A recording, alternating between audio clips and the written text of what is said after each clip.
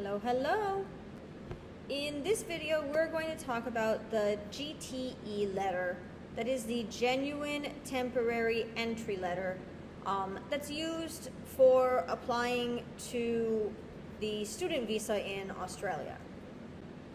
So obviously our objective by the end of this video, we want you to be able to identify and explain the required contents of this letter. What information does it need to include? What is the context? How do we choose that information? And lastly, how do we organize that information? So let's start with the background. This is not a university application essay per se. This essay, this letter rather, isn't being sent to your university, but rather to the Australian immigration authorities. You're using this essay to apply for the Australian student visa after you have been accepted into the university. Australian universities are unfortunately kind of secretive, so you won't find out the essay prompts for your university until you've registered in their application system. Usually, if they require an essay, it's going to be pretty similar to the UCAS essay for applying to schools in the UK, and it's pretty easy to adapt if you've already got a UCAS essay to use that same information for your Australian application. Many Australian universities do not require any essay until you start the visa process. So this GTE letter, you're writing a straightforward essay letter that details your plans for study, your financial support, and your plans for returning to your home country after you graduate. There is no minimum or maximum length. I would say aim for 1 to 2 pages. Some sources say this is the ideal length, so this is what I would go with. You want to write about 1 to 2 pages. This is also kind of very similar to writing a cover letter. If you're applying for a job, but the content will be a little bit different. So speaking of content, what should you include?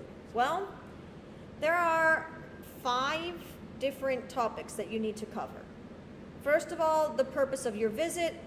So this means you need to tell them, I'm requesting a student visa to attend XYZ university, study ABC major. I chose this particular course and institution because blah, blah, blah, blah. It will benefit my future career because blah, blah, blah, blah. Then we shift and we talk about our personal circumstances. So the letter needs to outline your ties to your home country. So who do you have living outside of Australia? What job opportunities might you have? What do you have outside of Australia that will encourage you to leave Australia after you finish studying? GTE stands for Genuine Temporary Entrant. And basically this letter is a letter that you're writing to the Australian immigration authorities to convince them that you don't plan on staying there illegally after you graduate. So anything that you have, such as my parents and siblings live in XYZ other country, my family owns a business in XYZ other country where I plan to work after I graduate, I want to study in Australia because this course of study isn't available in my home country, but I want to come back to my home country and make a difference there after I graduate. All of those are great things to include in the personal circumstances section.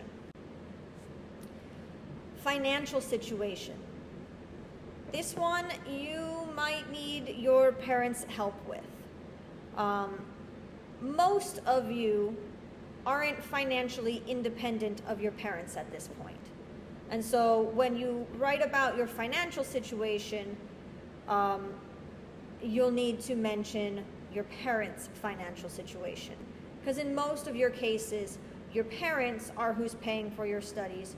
Your parents are who's supporting your living expenses in Australia. Your parents are the people who are going to be depositing money into your account so that you can live comfortably without becoming a burden on the Australian social system.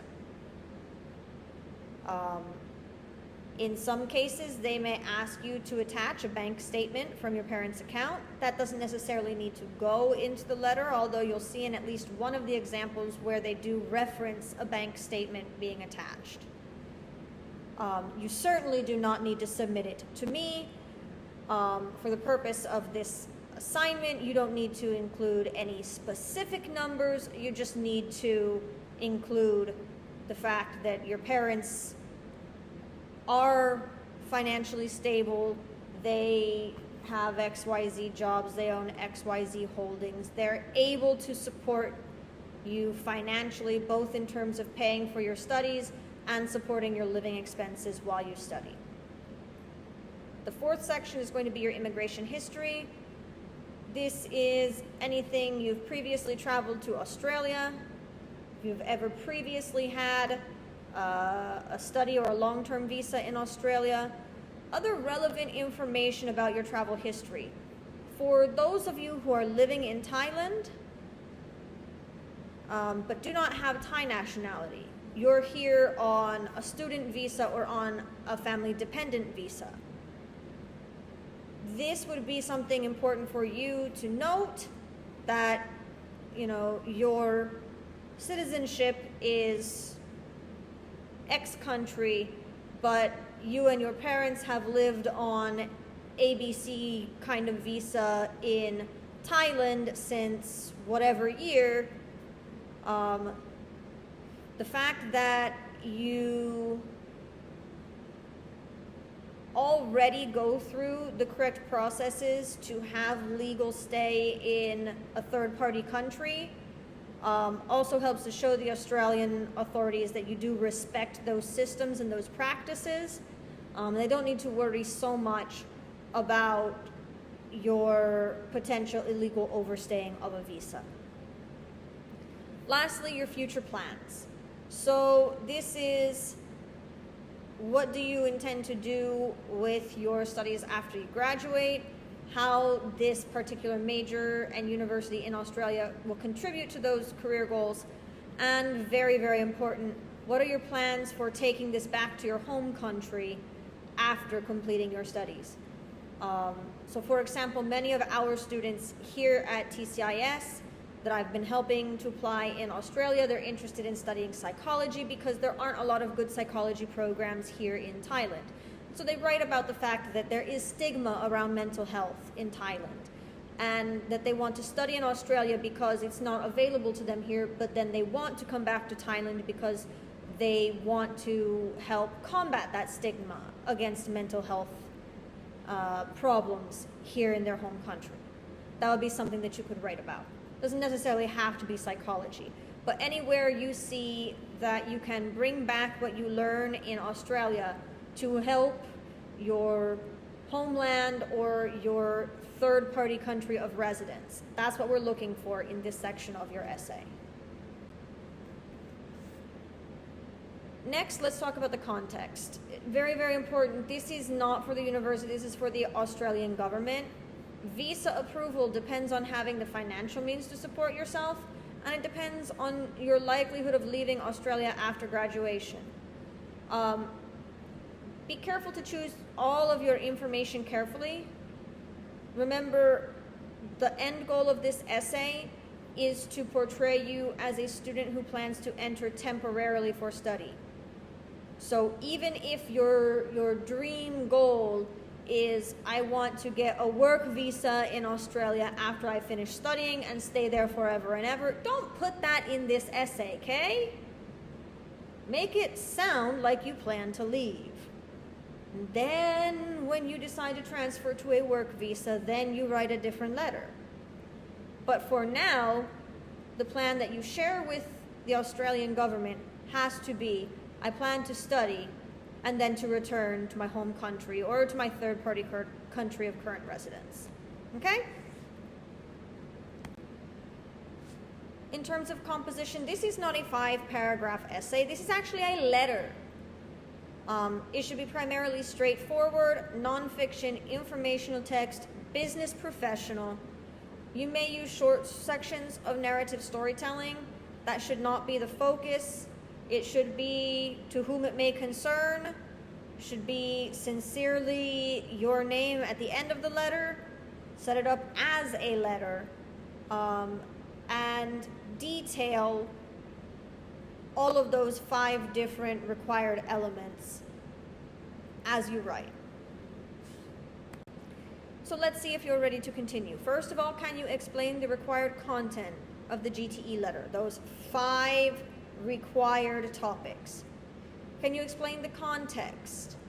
How is this different from a regular university application letter, and what do we need to keep in mind? And then lastly, the instructions for composition. How do we organize this letter? If you can do all of those things, then you're ready to move on to the next step. And so I encourage you to go ahead and click over to the unit overview for this particular Student's Choice essay unit and access the annotation guide and the sample essays so that you can take a look at what some successful GTE letters look like. One important thing to note is that all of the sample letters are for studying master's degrees or postgraduate degrees. That's okay. The same content still applies. Your personal information will just look a little bit different. That's all for this video. See you later.